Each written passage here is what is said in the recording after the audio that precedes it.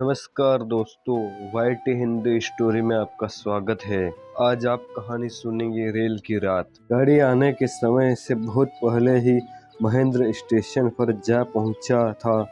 गाड़ी के पहुंचने का ठीक समय मालूम न हो यह बात नहीं कही जा सकती।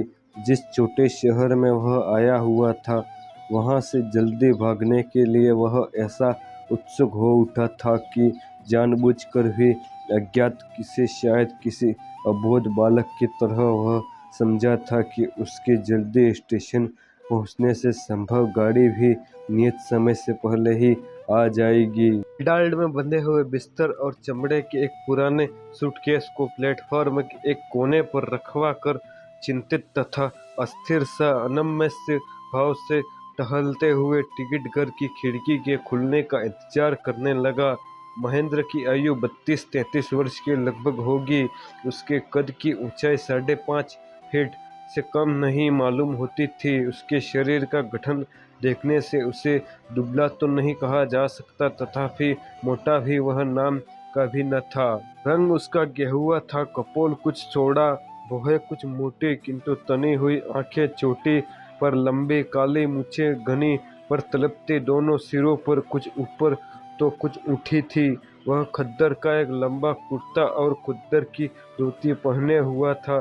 सर पर टोपी नहीं थी। पाँवों में घड़ियाल के चमड़ों के बने हुए चप्पल थे। उसके व्यक्तित्व में आकर्षण का अवश्य था, पर वह आकर्षण सब समय सब व्यक्तियों की दृष्टि को अपनी ओर नहीं खींचता था। सूरज बहुत पहले डूब चुका था और शुक्ल पक्ष का अन्नपूर्णा गोलाकार चंद्रमा अपने किरण जाल से देव दिगंत को अत्यंत आलोक चटा से विभाभित करने लगा था। स्टेशन पर अधिक भीड़ न थी। प्लेटफॉर्म पर टहलते टहलते पूर्व की ओर कदम निकल जाते, पर ऐसा मालूम होने लगता था कि चांदनी दीर्घ विस्तृत रसमल भूमि पर अलस क्लांति की तरह पड़ी हुई है।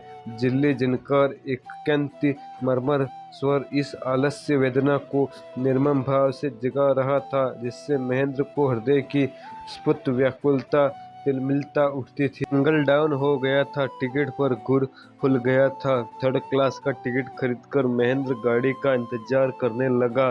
थोड़ी देर में दूर से सर्च लाइट के प्रखर प्रकाश से तिमिर विदावण करती हुई गाड़ी दिखाई दी और जक-जक करती हुई स्टेशन पर आ खड़ी हुई। सामने के कंपार्टमेंट में केवल 2 व्यक्ति बैठे थे और वे सभी उतरने की तैयारी कर रहे थे। महेंद्र एक हाथ में बिस्तर की गठरी और दूसरे हाथ में सूटकेस पकड़कर उसी में जा घुसा। जो 2 व्यक्ति कंपार्टमेंट में थे, उनके उतरने ही एक चश्माधारी सज्जन ने 2 महिलाओं के साथ भीतर प्रवेश किया। कोले ने आकर नवागत महाशय का सामान भीतर रख दिया और मजदूरी के संबंध में काफी हुज्जत करने के बाद पैसे लेकर चला गया। चश्माधारी सज्जन महिलाओं के साथ महेंद्र के सामने वाले बेंच पर बड़े आराम से बैठ गए। मालूम होता था कि वह बड़ी ही हड़बड़ी के साथ गाड़ी के आने में कुछ समय पहले ही स्टेशन पहुंचे थे और घबराहट में थे कि महिलाओं को साथ लेकर यदि किसी कंपार्टमेंट में जगह न मिली तो क्या हाल होगा। वह काँप रहे थे। जिनकी उनकी अब तक की परेशानियां स्पष्ट व्यक्त होती थी, अब जब आराम से बैठने का खाली जगह मिल गई तो एक लंबी सांस लेकर चश्मा उतारकर रुमाल से मुंह का पसीना पोंछने लगे। पसीना पोंछते पोंछते महेंद्र की ओर देखा कर उन्होंने प्रश्न किया, शुकोहराबाद के बजे गाड़ी पहुंचेगी, आप बता सकते हैं? महेंद्र ने उत्तर दिया, जहां तक मेरा ख्याल है 12 बजे के करीब पहुंचेगी। महेंद्र कनखियों की महिलाओं की ओर देख रहा था। महिलाएं उसके एकदम सामने बैठी थी। यदि दृष्टि सीधी करके स्वाभाविक रूप से उन्हें देखता रहा था तो शायद तो चश्माधारी सज्जन और न महिलाओं को कोई आपत्ति होती, पर उसे अपनी स्वाभाविक संकोचशीलता के कारण उसकी और स्थिर दृष्टि से देखने का साहस नहीं होता था। दोनों महिलाएं बेपर्दा बैठी थी। उनमें से एक की अवस्था प्राय 35 वर्ष की होगी। वह एक सफेद चादर ओढ़े खड़ी थी। दूसरी 22-23 वर्ष की जान पड़ती थी। वह एक गुलाबी रंग की सुंदर सुचित्रपूर्ण साड़ी पहने थी। दोनों यथेष्ट सभ्य और सुशील जान पड़ती थी। ज्येष्ठा के देखने से ऐसा अनुमान लगाया जा सकता था कि किसी समय वह सुंदर रही होगी, पर अब अवस्था के कारण उसका मुखमंडल बिल्कुल निर्देश जान पड़ता था। कनिष्ठा यद्यपि सौंदर्य कला की दृष्टि से सुंदरी नहीं थी, तथापि उसके मुख की व्यंजना में एक ऐसी सरल मधुरता वर्तमान थी जो बरहस आंखों की आकर्षण कर लेती थी। आज कई कारणों से महेंद्र का दिन भर अच्छा नहीं रहा। गाड़ी बैठने तक वह चिंतित, असमंजस तथा उदास रहता था। गाड़ी में बैठते ही शिष्ट, सुशील तथा सुंदर महिलाओं के साहचर्य से उसके खिन्न में एक सुखद सरलता छा गई। यद्यपि वह संकोच के कारण कुछ कम घबराया हुआ न था, तथापि चश्माधारी सज्जन की भोली आकृति तथा सरल भाव, अभिभंग और महिलाओं की शालीनता से उसे इस बात पर सीधे सीधे विश्वास होने लगा कि उसके बीच किसी प्रकार का संकोच अनावश्यक नहीं बल्कि अशुभ भी है। चश्माधारी सज्जन ने चश्मा उतार कर एक रुमाल से उसे पोंछते हुए पूछा, आप क्या शिकोहाराबाद जा रहे हैं? जी नहीं, मैं दिल्ली जा रहा हूँ। क्या आप शिकोहाराबाद नहीं रहते हैं? जी नहीं, मुझे टुहला जाना है, मैं वहाँ कोर्ट में प्रैक्टिस करता हूँ। इधर कुछ दिनों के लिए घर आया हुआ था, अब अपनी वाइफ को और सिस्टर को लेकर वापस जा रहा हूँ। सिस्टर की तबीयत ठीक नहीं रहती, इसीलिए उसे हवा बदलने के लिए ले जा रहा हूँ। एक साधारण से प्रश्न के उत्तर में इतनी बातों से परिचित होने पर महेंद्र को नवपरिचित सज्जन की बेवकूफ़ी पर आश्चर्य हुआ और वह मन ही मन मुस्कुराने लगा। उसने अनुमान लगाया कि ज्येष्ठा महिला सिस्टर होगी और कनिष्ठा वाइफ।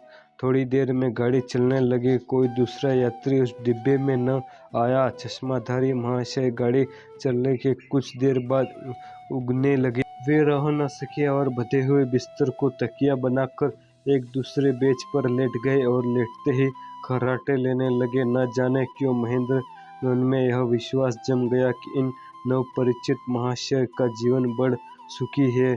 उनकी बेवकूफ़ी तथा उनके मुख का आत्मसंतोषपूर्ण भाव देखकर उनके मन में यह विश्वास जमने लगा और जब उसने उन्हें निश्चित सोते हुए तथा खर्राटे भरते हुए देखा तो उसकी यह धारणा दृढ़ हो गई। ज्येष्ठा महिला ने भी बड़ी थोड़ी देर में उगना शुरू कर दिया। वह उगती जाती थी और बीच बीच में जबरदस्त हिचकोला खाती थी तो जाग पड़ती थी। केवल कनिष्ठा महिला पूर्णतः सजग थी। वह कभी खिड़की, कभी बाहर जाकर चांदनी के उज्ज्वल आलोक में शायद पल पल परिवर्तित प्राकृतिक दृश्यों का आनंद लेती थी, कभी उगने वाली महिलाओं की ओर देखती थी, कभी खर्राटे भरने वाले महाशय शायद अपने पति को एक बार सरसरी निगाहों से देख लेनी थी, और कभी महेंद्र को स्निग्ध किंतु विस्मय उत्सुकता से पूर्ण आंखों से देखने लगती थी।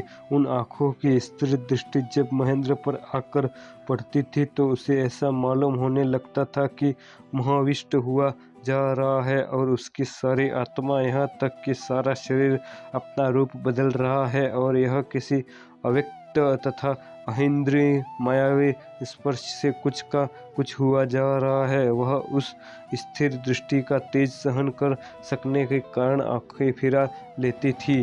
गाड़ी टटर टट शब्द से चलती जा रही थी। जागृत महिला की गुलाबी साड़ी का आंचल हवा के झोंके से नीचे खिसक कर उसके लहराते हुए गण सूचक काले केशों के बाहर दिखा रहा था। गुलाबी साड़ी भी हवा के जोर से फर कर रहे थे। महेंद्र पूर्ण जागृत अवस्था अपने स्वप्न देखने लगा। उसे यह भी भ्रम होने लगा कि यह महिला जो इसके पहले उसके लिए एकदम अज्ञात थी और निश्चित ही सदा अज्ञात रहेगी, न जाने किस चिंतामय लोक से अकस्मात अभिभूत होकर उसके पास आ बैठी है और रंग की पताका फहरा कर विश्व विजय को निकली है और वह उसका सारथी बनकर उस अंतर्गामी रेल रूपी रथ पर चला जा रहा है। सारा विश्व, समस्त मानवीय तथा मानसिक दृष्टि उसके लिए उस कंपार्टमेंट के भीतर समा गए थे जिसमें उगने वाली महिला तथा सोए हुए सज्जन का कोई अस्तित्व नहीं था, और उसके बाहर क्षण क्षण में परिवर्तित होने वाला अस्थिर माया जगन का चिर चंचल रूप एकदम असत्य सत्ताहीन सा लगता था। इंद्र सोचने लगा कि उसके जीवन में कितनी स्त्रियों को विभिन्न रूपों तथा विचित्र परिस्थितियों में देखा है, पर आज यह बिल्कुल साधारण सा अनुभव उसे क्यों ऐसा अपूर्व तथा अनुपम लग रहा है। वह सोच ही रहा था कि फिर उस विश्व विजयिनी ने अपनी सुंदर विस्मित आंखों की रहस्यमयी उत्सुकता से भरी हुई दृष्टि से उसकी ओर देखकर वह मन ही मन संबोधित करते हुए कहने लगा, चिर अज्ञात चिर अचरिता देवी, तुम मुझसे क्या चाहती हो? तुम्हारी इस मर्मभेदिनी दृष्टि का क्या अर्थ है? हे वियोग से महाकाल के इस नगण्यतम क्षण में, जिसकी सत्ता महासागर में एक क्षुद्रम बुद्धभेद में बराबर भी नहीं है, हम दोनों का आकस्मिक मिलन घटित हुआ है और महासागर में बुद्ध के की तरह यह क्षण सदा के लिए विलीन हो जाएगा। तथापि इतने ही अरसे में क्या तुम हम दोनों को जनतातन के संबंध से परिचित हो गई, अथवा यह सब कुछ नहीं है? तुम्हारी आंखों की उत्सुकता का कोई मूल्य नहीं है, मेरे विहीन भावुकता का कोई महत्व नहीं। महत्वपूर्ण जो कुछ है वह है तुम्हारे पास लेटे हुए व्यक्ति का खर्राटे भरना। पूरा बात पहुंचने पर चश्माधारी सज्जन की नींद टूटी और चेष्टा महिला उगती रही, पर महेंद्र की विश्व विजयिनी की आंखों में एक क्षण के लिए भी निंदा रसावेश का लोश न दिखाई दिया। वह बीच बीच में अपनी गर्म में भेदनी दृष्टि का प्रखर उत्सुकता से उसके हृदय को अकारण निर्मम रूप से विद्ध करती चली जाती थी। फलस्वरूप महेंद्र की गुलाबी मोहकता भी शुक्राबाद पहुंचने तक अखंड बनी रही। शुक्राबाद पहुंचने पर विश्व विजयिनी ने चश्माधारी सज्जन के किंचित स्थूल शरीर को हाथ से हिलाते हुए जगाया और उगती हुई महिला भी संभल कर बैठ गई। पुलियों ने सामान उतरवा कर चारों व्यक्ति उतर पड़े।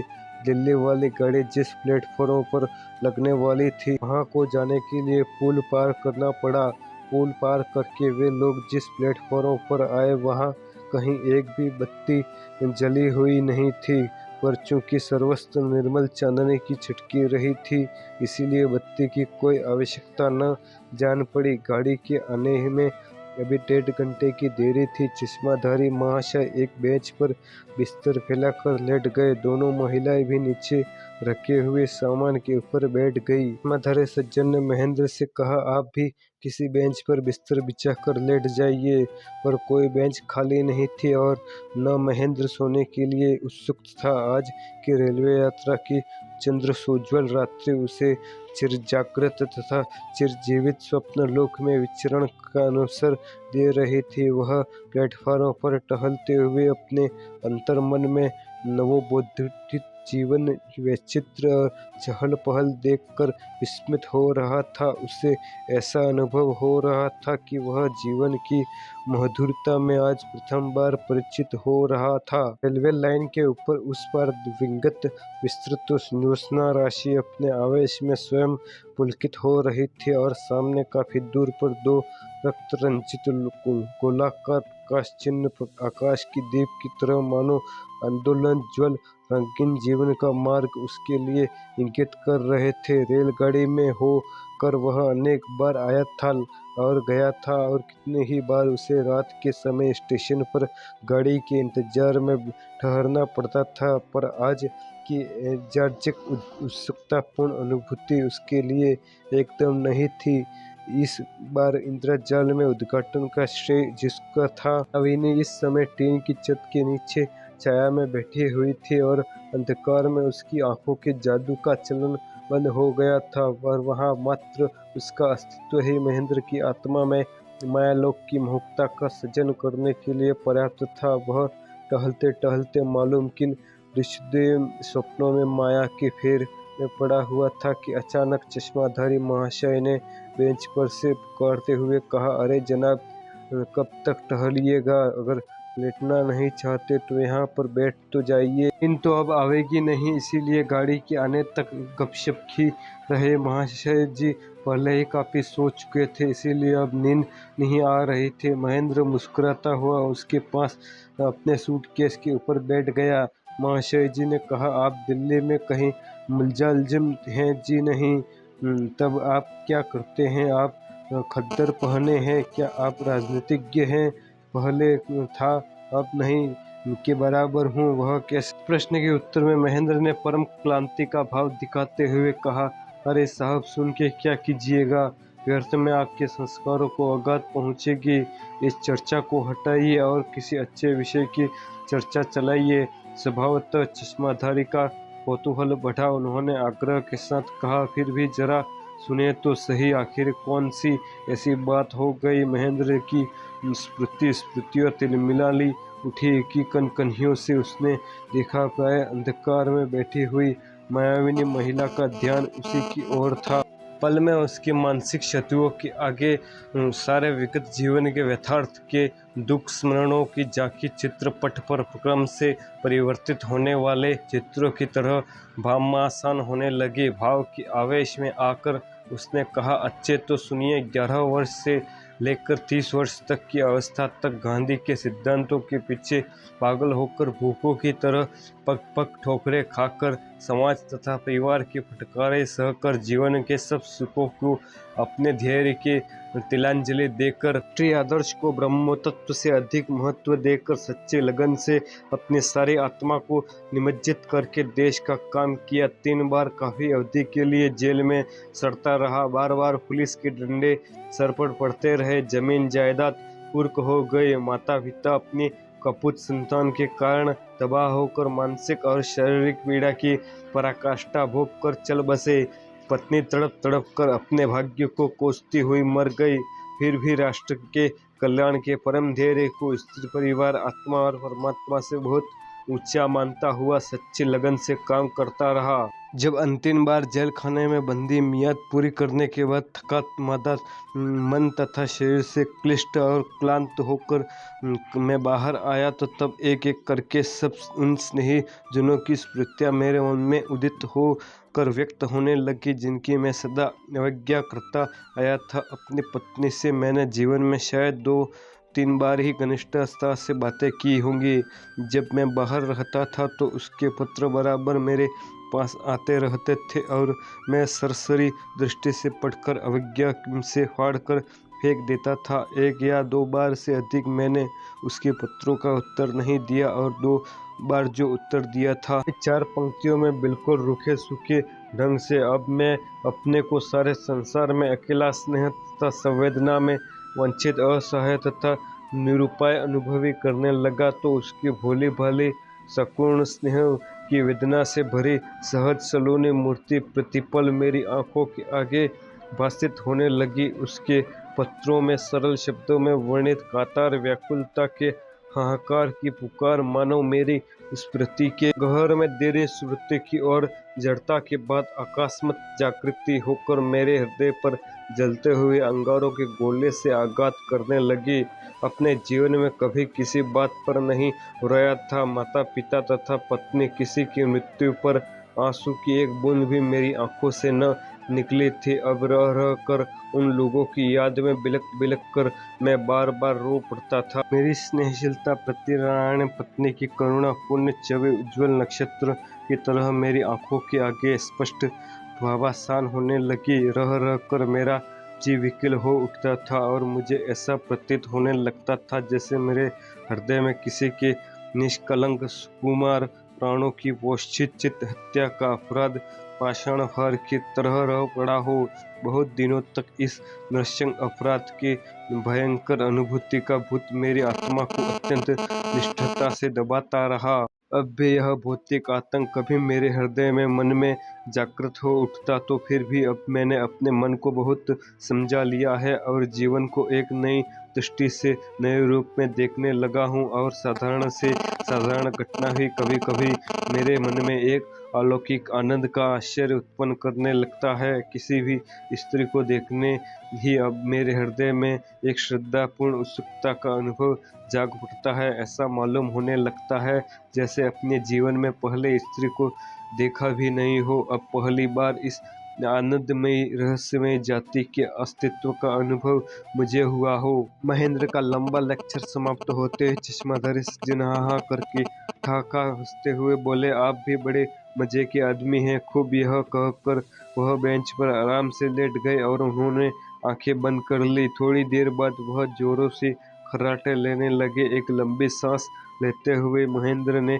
प्राय अंधकार में स्पष्ट झलकती हुई गुलाबी साड़ी की ओर देखा। दो आंखों की मार्मिक दृष्टि से तीव्र मोहकता इस अंधकार में भी विस्मित वेदना की उत्सुक उज्ज्वलता रेखाओं को विकसित कर रही थी। महेंद्र पुलह विनीत होकर मंत्रमुग्ध सा बैठा रहा। 8 बजे दिल्ली को जाने वाली गाड़ी के आने की सूचना देते हुए सिग्नल डाउन हुआ। सामने रक्त आकाश द्वीप के बदले हरे रंग का प्रकाश जल उठा। यह हरित आलोक में महेंद्र के मासिक पट में साड़ी के गुलाबी रंग के साथ मिलकर एक स्मित सूची सौंदर्य लोक का सृजन करने लगा। थोड़ी देर में दूर से गाड़ी का सर्वोच्च लाइट दिखाई दिया। चश्माधारी महाशय महेंद्र के जगाने पर फड़फड़ाते हुए उठे। कुलियों ने सामान संभाल लिया। भक भक करती हुई गाड़ी प्लेटफॉर्म पर आ लगी। बड़ी भीड़ थी। चश्माधारी सज्जन को महिलाओं के साथ कुली इंजन के उल्टी और बहुत दूर तक ले गई। कहीं स्थान न पाकर अंत में एक डिब्बे में जबरदस्ती घुस गए। महेंद्र भी उन लोगों के साथ साथ जा रहा था। जिस डिब्बे में वे लोग घुसे उस डिब्बे में स्थान का निपट अभाव था।